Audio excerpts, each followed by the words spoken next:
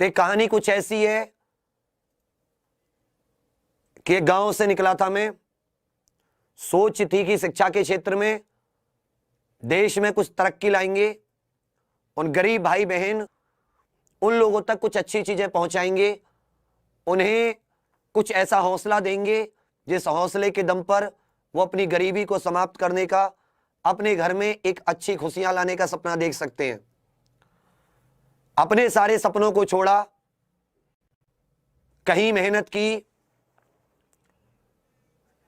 ईमानदारी से मेहनत की, एक एक पल ईमानदारी से मेहनत।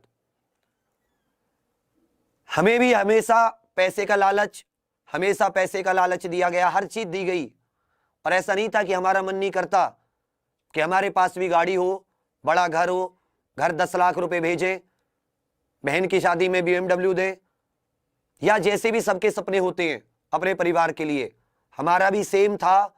आज अगर पूरा मन हो तो सुनना, नहीं हो तो जा सकते हैं, कोई फर्क नहीं पड़ता। लेकिन मैं उस हर एक को जिसके दिमाग में ही चलता है कि एग्जाम पर क्यों है और मैं क्या हूं, उसके लिए वीडियो है।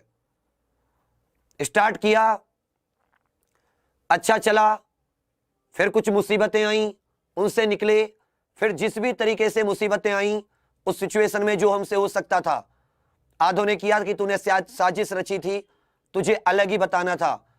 तो आप पूरा यूट्यूब पर सब कुछ पड़ा है, आप एक एक पल पल का हिसाब देख सकते हैं, दिन दिन का, पिछली 24-25 अक्टूबर से 24-25 अक्टूबर 2017 से।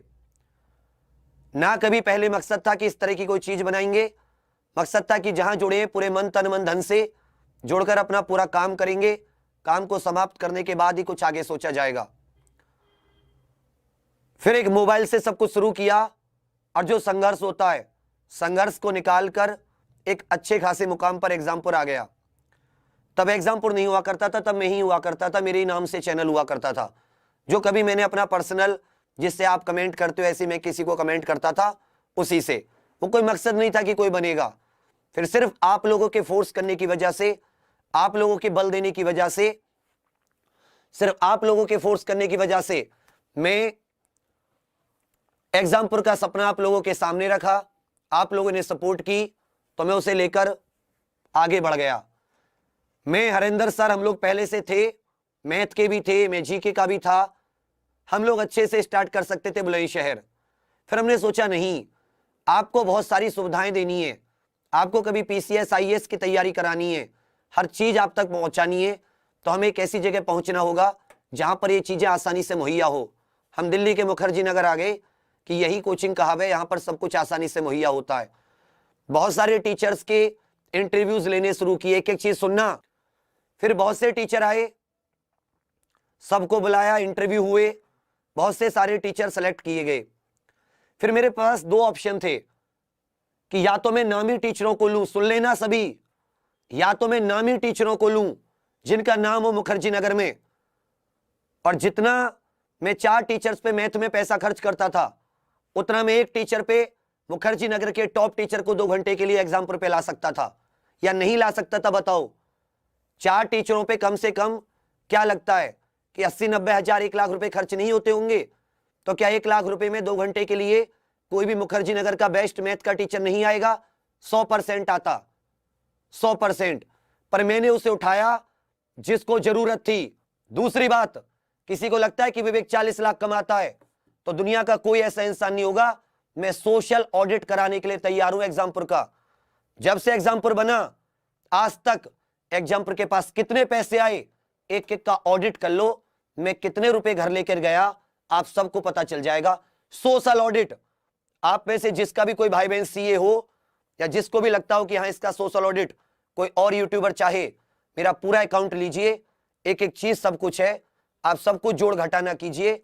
आप खुद कहोगे कि यार तू पागल है क्या, तू पागल है क्या जो तू कर रहा है। तो अंत में बस यही कहना चाहूंगा कि मैंने ना मैं खड़ा हुआ था, ना मेरा एक सब कुछ सपना था, बदलाव मेरा सपना है, यहां नहीं तो कहीं और। मरते रहेंगे, उसकी दिशा में आगे बढ़ते रहेंगे। सभी साथी, अगर हम एक हैं ना, कहते ना यदि हमारा घर एक है तो कोई भी तोड़ने की हिमाकत नहीं कर सकता।